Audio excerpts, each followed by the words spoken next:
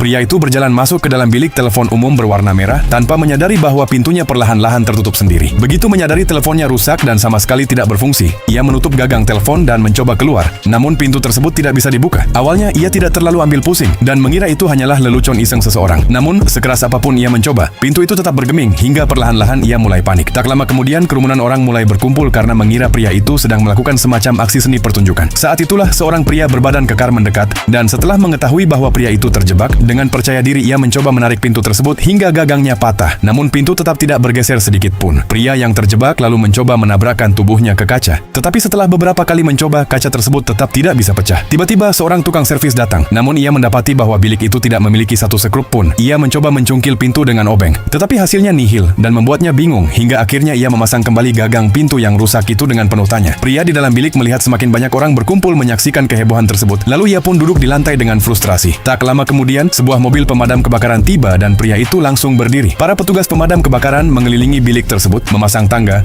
dan bersiap menghancurkan kaca di bagian atas bilik. Namun tepat saat mereka akan bertindak, sekelompok orang berpakaian hijau datang menghentikan mereka dan mengaku sebagai karyawan dari perusahaan pemilik bilik telepon yang harus membawa bilik tersebut kembali ke kantor untuk diperbaiki. Pria itu bingung dan mencoba menghentikan mereka, tetapi usahanya sia-sia sehingga ia pun ikut diangkut pergi. Di tengah perjalanan, pria itu melihat orang lain yang juga terjebak di dalam bilik serupa, dan saat itulah ia menyadari bahwa ini mungkin sebuah konspirasi. Ia menggedor-gedor kaca untuk meminta bantuan, namun orang-orang di jalan mengira ia hanya sedang melambaikan tangan. Pria itu pun terduduk lemas di lantai dalam keputusasaan seiring mobil melaju semakin jauh ke dalam pegunungan. Di ujung jalan sebuah terowongan muncul dan mobil tersebut melaju masuk ke dalamnya. Di sana pria itu melihat sekelompok orang sedang merakit bilik-bilik busa ini. Lalu ia dibawa ke sebuah pangkalan. Setelah mobil berhenti, sebuah derek menurunkan bantalan pengisap untuk mengangkat bilik tersebut dan menempatkannya di atas ban berjalan. Saat ban berjalan bergerak maju dengan stabil, pria itu terkejut setengah mati mendapati ada banyak orang lain yang juga terjebak di sana, di mana mereka semua tidak pernah berhasil meloloskan diri hingga akhirnya tewas. Sementara itu, di pusat kota, sebuah bilik telepon merah lainnya kembali muncul.